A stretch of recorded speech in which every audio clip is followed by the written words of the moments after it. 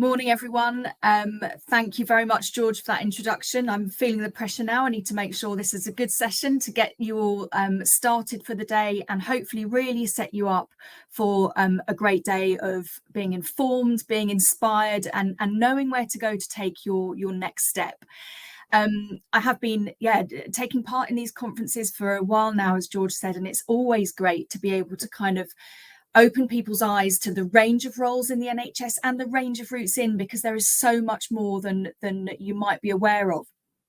And what I hope to do is, maybe you're attending today thinking, okay, I know I want to do this job in the NHS. It might be that your eyes are open today to some other options as well that look really exciting to you. Or you might have joined thinking, I want to work in health, but I've no idea what I want to do. So for you, this day is perfect because you're going to hear about loads of different roles and get some insight and go away feeling really excited and inspired about your next step. Okay, so I've got some slides to go through. Thank you. And then once we've done those, then I'll be really happy to answer your questions. So please make sure you put those into the chat and we'll deal with as many of those as we can. So, as we've already said, you can see from the title, NHS Careers, that's just doctors and nurses, right? Well, of course, that's not right. There are more than 350 different roles. George has, mentioned that already in the NHS. I would challenge anyone to be able to name all of those. I probably wouldn't be able to either, but there are a lot of them. All the slides are back. Great. Okay, so I have got control again. Great. Okay, so 350 careers, one NHS, your future. Hopefully during this session as well, I'll be able to bust some of the myths around careers in the NHS. Some people think that you've got to have a degree. You don't. There are loads of routes in where you don't need a degree, loads of roles. You don't have to, if you don't want to work with patients, that is fine. There are roles that are more behind the scenes, but just as important to make sure that the NHS works well for patients at the end of the day. So whatever your interests, whatever your skills, your passions, there will be something for you in the NHS. So we're going to do a quick bit of background and context, talk about some of the careers that are available. Obviously, we won't be able to go into depth on them. Talk about how you might start with that, so kind of how to get in the first place. Money, that matters. So we'll talk about some of the financial support that might be available for you, give you some resources as well, and then talk about the NHS Jobs website, which is where you'll find all vacancies in the NHS posted. So that's kind of how the next sort of 35-40 minutes will go. Okay, so this is an important message here, that the NHS is made up of hundreds of separate organisations. So each NHS trust is an employing organisation in its own right. And the reason I tell you that, the reason it's important, is because things like work experience opportunities, volunteering opportunities, whether that NHS organisation does outreach to local schools and colleges, that kind of thing, it can really vary. And the offer of apprenticeships as well. So there might be loads of, several degree apprenticeship vacancies on offer in one NHS trust, 10 miles up the road from you that way, but 10 miles down the road the other way, there might not be the same kind of offer. So it's really important to kind of look around and see what there is around you. Okay, so what sort of careers are there? There are some categories on here that you will know about, and there might be some on here that you're not very familiar with at all. So I'm just going to do a really quick kind of whiz through these.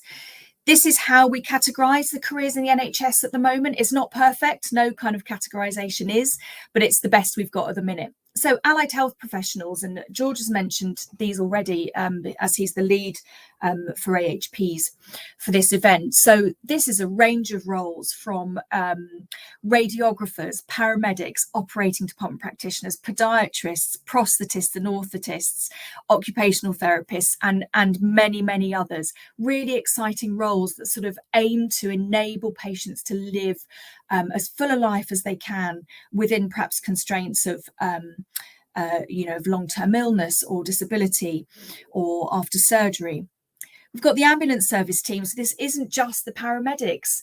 There are associate ambulance practitioners as well. There are emergency care assistants. There are people behind the scenes, the call handlers, who aren't actually dealing hands-on with the patients, but have got an absolutely vital role in managing that service. The dental team, again, not just dentists, but a range of dental care professionals as well. And then doctors, we've all heard of doctors, but did you know that there are 60 plus specialties?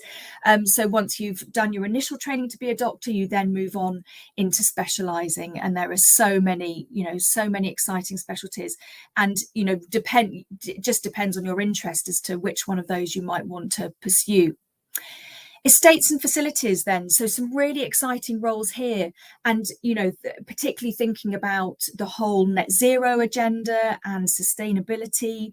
There are a range of roles along those lines in the NHS, because as any large organisation, the NHS wants to do its bit to try and reach net zero and improve our environment. Health informatics, another really growing area within the NHS. So this is all about people who understand data, technology, digital kind of roles. And as you can imagine, as with any organisation, these roles are just going to get more important. There are going to be more of them. Cybersecurity, for example, the NHS struggles to attract cybersecurity professionals, sometimes because they just don't think of the NHS as being the sort of place that they could look for employment. Healthcare science then, so a range of really exciting roles here. Some are quite laboratory based, but others are quite patient facing. So again, depending on what your interests are, you might prefer to be tucked away in a laboratory, that's fine, or you might want to have some patient interaction, and there are roles there. We need managers. We need managers of people, money, estates and facilities, all sorts of, operational management, project management. So loads of opportunities there at all sorts of different levels. The medical associate professions, this is a really small group of staff. So the main one I just want to highlight to you today is the physician associate. And do have a look on the Health Careers website if you want to find out more about what they do and how they train, but they're becoming increasingly important in the healthcare team. Midwifery, we've all heard of midwives, haven't we? And then there are maternity support workers as well, working alongside the midwives.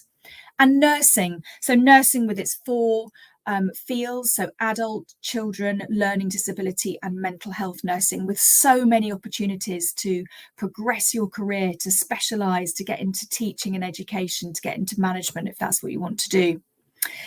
And pharmacy, so again, not just pharmacists, but you've got pharmacy technicians and pharmacy assistants as well. Another really growing area is the psychological professions. So, we know about the mental health challenges that so many of us in our society today are facing. And so it sort of goes hand in hand then that we're seeing a real expansion, both in the types of roles within the psychological professions, but also the number of roles and vacancies that there are as well. And there's a massive range here, from roles where it's all about your lived experience, up to roles where you need doctorate level training. So again, a massive range. And then we've got public health. So if you've got that kind of interest in trying to keep our community safe, healthy, preventative measures, health improvement, and also you're interested in data science, then lots of opportunities to combine those interests in public health. And then last but definitely not least, the wider healthcare team with a massive range of roles, some clinical, some non-clinical. Think about roles like communications, we've got in there, and chaplaincy services, health play staff. Again, a massive range, which we can't talk through today, but that hopefully just giving you a little bit of a flavour of the sorts of things that you can do within the NHS, some of which you might not have been aware of before. Okay, so just giving you a few ideas here around the sorts of roles. If you're a very practical person, you want quite a hands-on job, this is by no means an exhaustive list, but it just gives you a few ideas that you might want to look into. So I'm not going to read them all out, but I'll just, pick out a few. So orthotist, drama therapist, dental technologist, carpenter. Did you know you could be a carpenter in the NHS? Art therapist, where you're using art as a medium to help people express themselves, to help people overcome emotional challenges and mental health challenges. So a massive range of roles there. And as I said, there are more. That's just a few examples. Or perhaps you'd really like to work with children and young people, and there are lots of ways of doing that. You know, it's not just about being a paediatrician or a children's nurse, but you might be a dietitian who specialises in working with children, or a child psychotherapist, maternity support worker. Again, lots of examples there, and there will be more. I'm sure a lot of you joining here today are interested in science and want to put that interest and that passion towards helping people and making a difference to people's lives. And that's what all these roles are doing. So just again, a few examples. Obviously, there are endless roles that use science in the NHS, but this just gives you a few ideas to kind of get going with. Okay, so how do you get into the NHS? Do you have to have a degree? Do you have to have done some relevant work experience? The answer is no, you don't. There are so many different routes in. So it might be that you start off with a bit of work experience, and that kind of ignites your interest and your passion and kind of helps direct you, or maybe some volunteering. But if you're sitting here on this session today and thinking, well, I'm never going to achieve a degree, I might not even achieve A levels or other level 3 qualifications, I might even struggle to get my Maths and English GCSEs, there is still a way in for you. So there are healthcare support worker roles, for example, where the employer can support you to get your Maths and English GCSEs as part of your job. So don't be disheartened if you're thinking, well, I'm not particularly academic. Or it might be that you want to learn in a different way. So there are apprenticeships. There are more and more apprenticeships now at all sorts of different levels, right through from GCSE level apprenticeships up to master's level apprenticeships.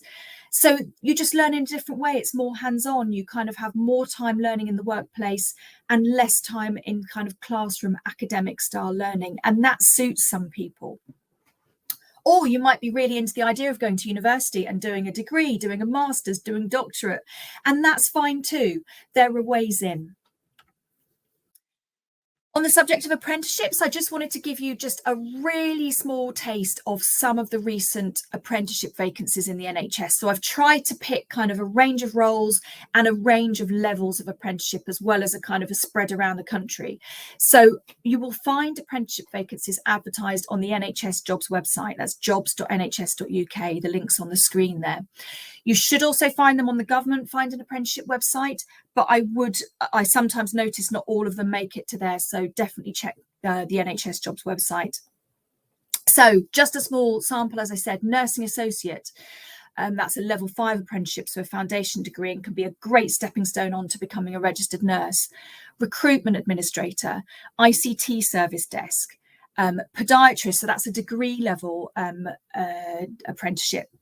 Clinical physiologist, apprentice cook, library apprentice, building services, pharmacy assistant, clinical associate in psychology. That's a master's level apprenticeship there. So again, just pulled a few out to give you a little bit of an idea of what's out there. These are the degree level apprenticeships, the clinical ones that have been approved for delivery. So these apprenticeship standards are ready to go. But what does need to happen then is that an employer, so for example, an NHS trust, needs to decide that they want to recruit in this way. So all of these have been approved, but that doesn't necessarily mean that we're seeing a lot of vacancies at the moment. But George mentioned the NHS long-term workforce plan in his intro there. That was published a week ago today, actually. And there is a real emphasis on apprenticeships in there. So I do feel confident that we'll start to see more apprenticeships becoming available, which is really good news. But you can see the range there. So all of those registered professions are achievable through an apprenticeship route. And you end up with exactly the same qualification at the end, but you're getting paid while you are learning.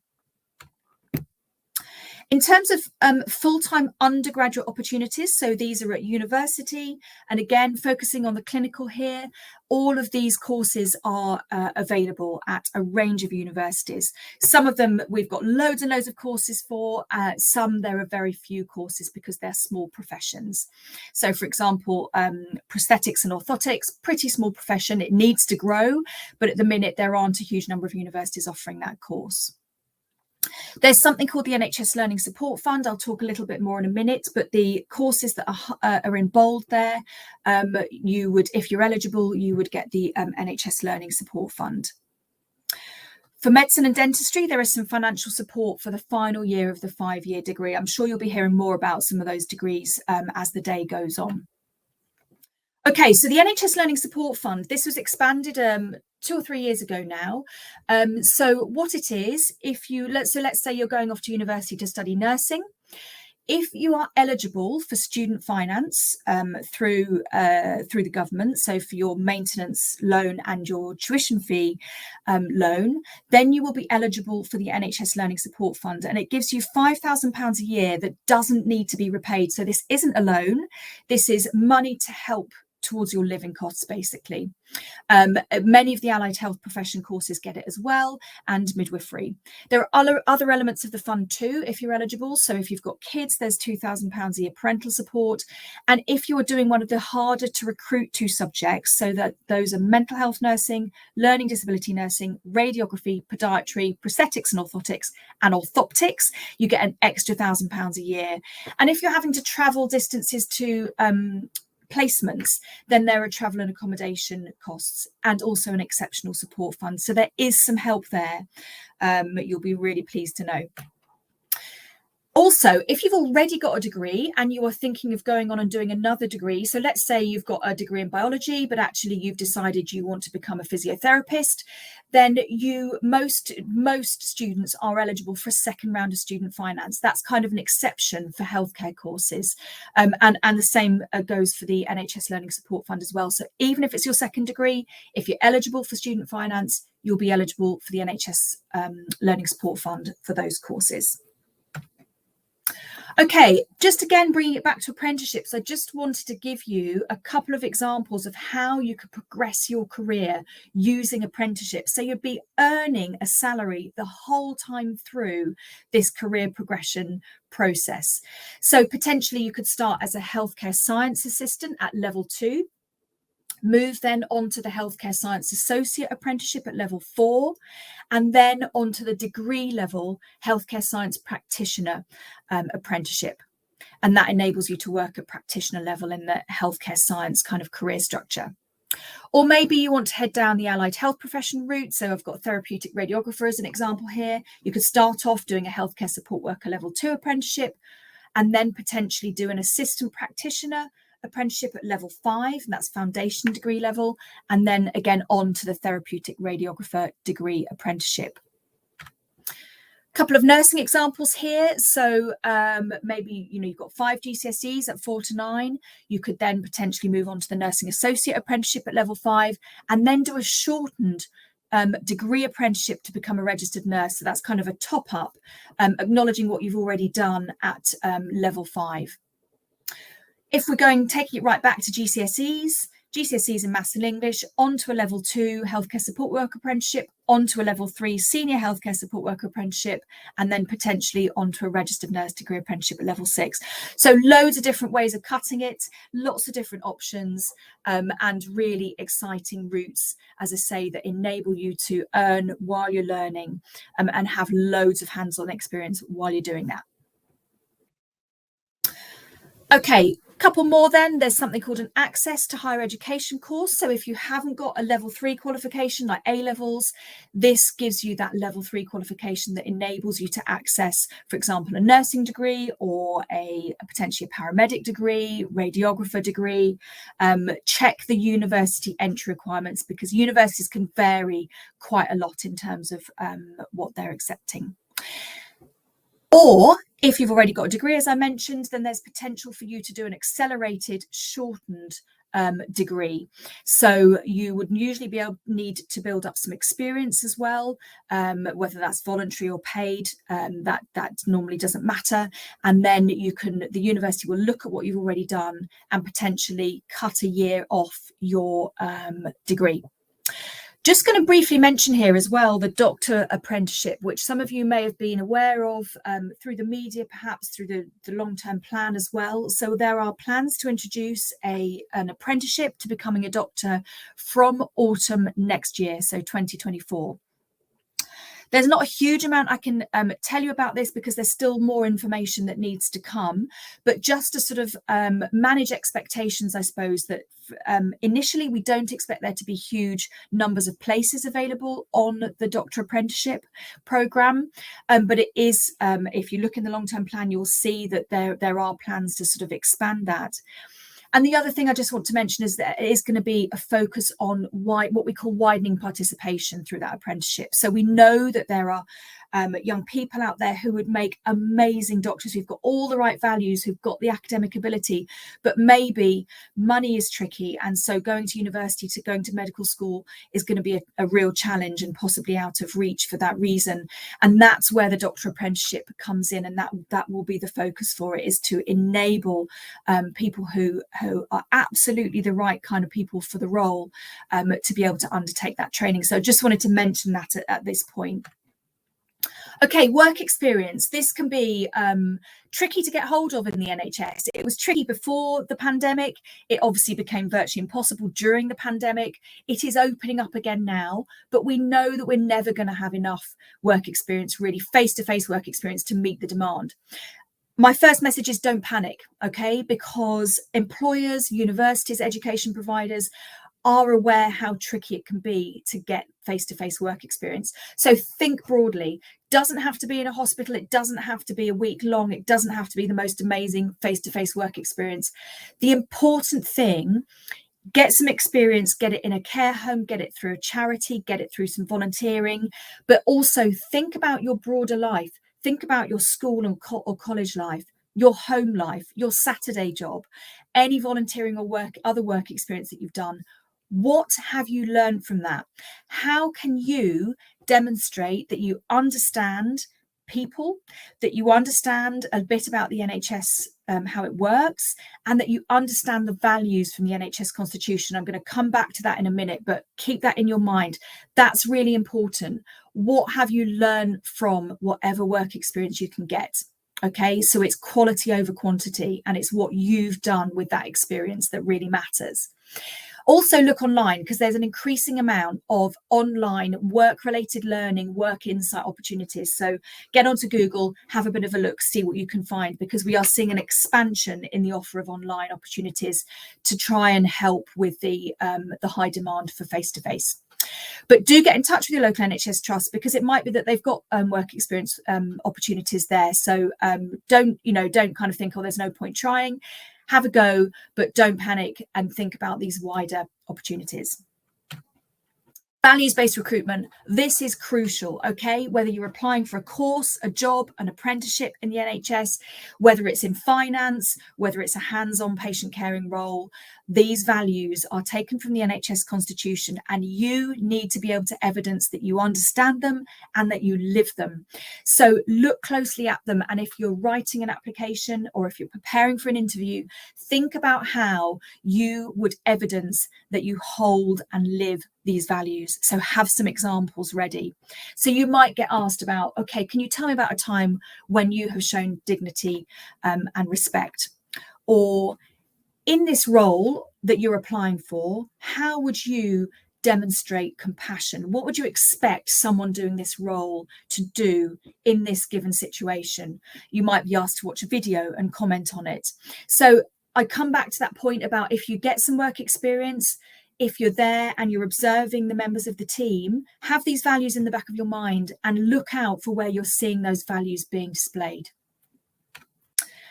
Okay, so the NHS Health Careers website, there is so much information on here. So take your time to have a look through it. healthcareers.nhs.uk. And this is the main NHS Health Careers website. So there are all sorts of resources on here. I'm just going to pull out some key ones for you so that when you go away, you kind of know where to focus your attention. Obviously, this is how it looks on a desktop, looks a little bit different on a mobile, but I'm sure you'll all work your way around. So we have a career quiz on there. So this can be great if you're thinking, I'm not quite sure what I want to do. answer a series of statements, and then at the end, the tool will bring up some roles that match your skills and your interests.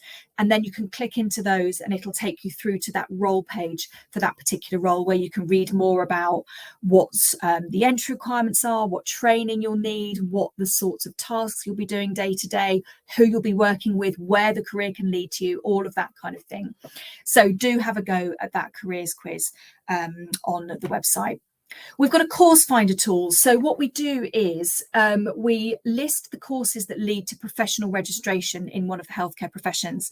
And the reason, obviously, you can find these courses on UCAS as well, but UCAS can be quite difficult to navigate. And sometimes it can be difficult to tell from the title of a course whether or not it actually leads to professional registration. So we pull those courses out, we list them on our course finder. So it can be a helpful way of finding the courses you're interested in. And then you can click through, if you click view course, that takes you through to the university website, and that's where you can see the entry requirements. We've got a step into the NHS website as well. So this is aimed more at kind of, I would say, more kind of key stages 2 and 3 for most key stage 4 students. Then you'll be using the main Health Careers website. But again, there's a shortened quiz, more bite-sized information. If you want, just snipping back to the main Health Careers website, you can sign up for career journeys via email with us. So you will see on lots of the role pages and under the We Are the NHS section, there's an opportunity just to complete a very quick registration form, and then you can select the careers you're interested in, and you'll receive a series of emails that kind of guide you through and give you more information. Okay. Right, the NHS Jobs website, this is important as well. So this is really important if you are looking for a job now or looking for an apprenticeship, but also if you're thinking about it for the future, have a look at some of these roles on the NHS Jobs website, look at the current vacancies, scroll down to the person specification when you find a vacancy you're interested in, because that's where you will find out what the employer is looking for in terms of qualifications and experience.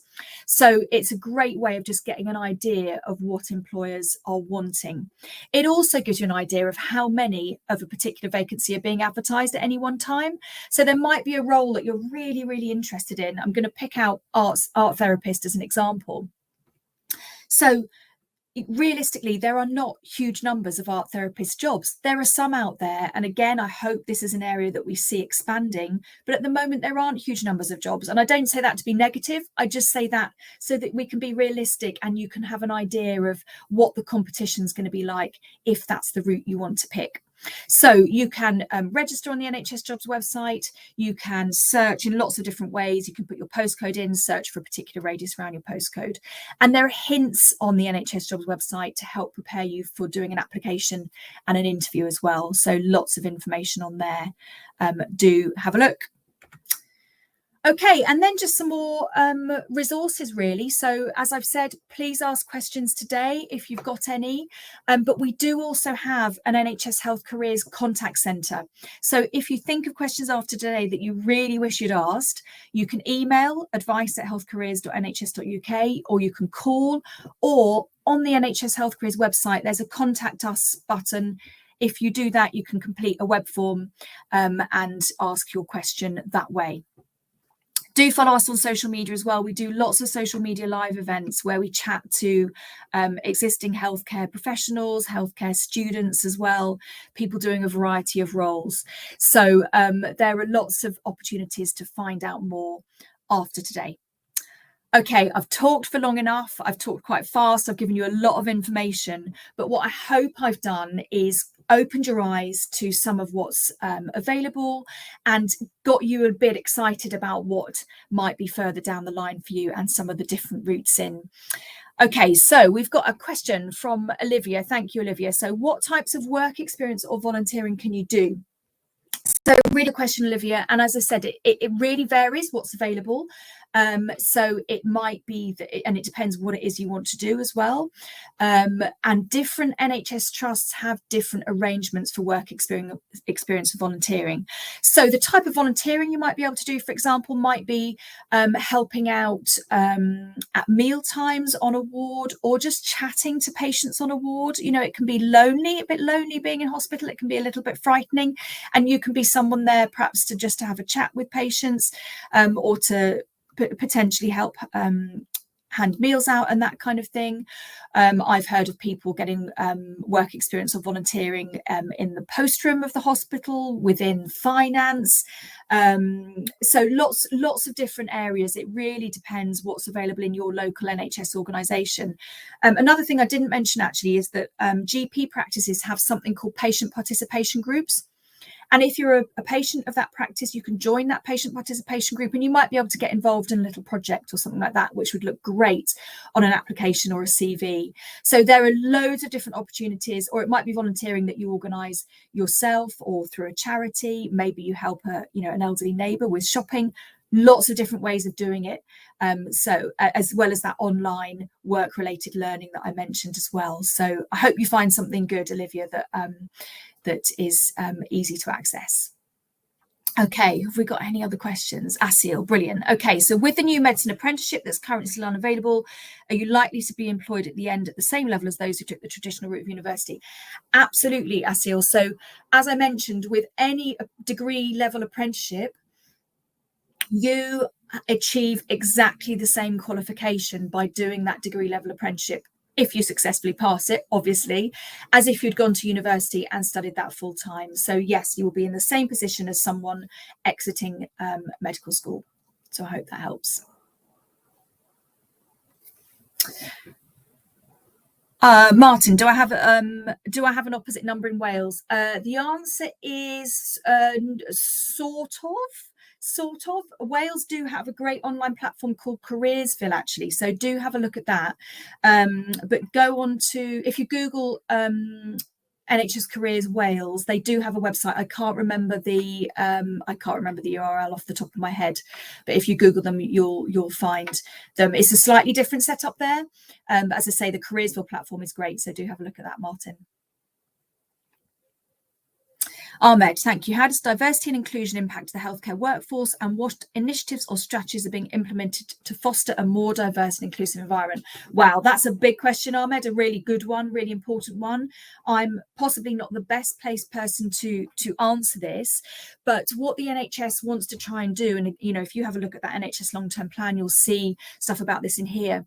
We want our workforce to reflect the community that we are serving, and so that means that we need a diverse workforce in all, and when I'm talking about diversity, I mean in all sorts of ways. So if you think about disability, for example, there are adaptations that can be put in place for people. So someone might think, oh well, I'm not going to be able to access that particular profession because of my disability. Ask the questions, don't assume that that's not going to be possible. There are all sorts of initiatives and strategies being implemented. A lot of those are being done at kind of NHS organisation trust kind of level, and it might be targeting particular communities with sort of career opportunities. It might be through the way that advertising and recruitment is done. So lots of different ways this is happening, but it is very much on the NHS's agenda. And as I say, the whole idea is that we reflect the community that we serve. An example of another initiative actually is something called Project Choice, where young people with learning disabilities are able to do a supported internship, and then quite often at the end of that internship there is a job kind of created for them. So it might be that there's a job vacancy, but there are certain aspects of the job that are going to be tricky for that person, so those aspects are taken out, and that there's what's called job carving, and jobs can be made available for those people at the end of those supported internships. So yeah, lots of different things underway. Blessing, thank you for your question. So what work experience or volunteering can you do for midwifery? I've asked a few people at Careers Fairs, but they don't seem to fully know. So Blessing, the problem here is that as I've said, each NHS organisation's got a slightly different kind of approach to this. So best thing for you to do would be to get onto your local NHS website, Put volunteering or work experience into the search bar. See if you can, they might have an email address or a phone number that you can contact, or you could try and get in touch with the department or try and get in touch with HR, and see what there is you can do. It, depending on what age you are, there can be difficulties in terms of access to clinical areas. But as I said, and I'm sorry because I'm having to give quite vague responses here, different NHS trusts have different arrangements for this. So just keep asking, blessing. But also think about what I said about keeping it broad, and it's about your understanding of the role, which you can do a lot of that through online kind of research, watching YouTube videos of people talking about their roles as well. Talking to, if you know any midwives, have a chat to them. What do they love about their job? What do they find challenging? Ask those questions. Hope that helps.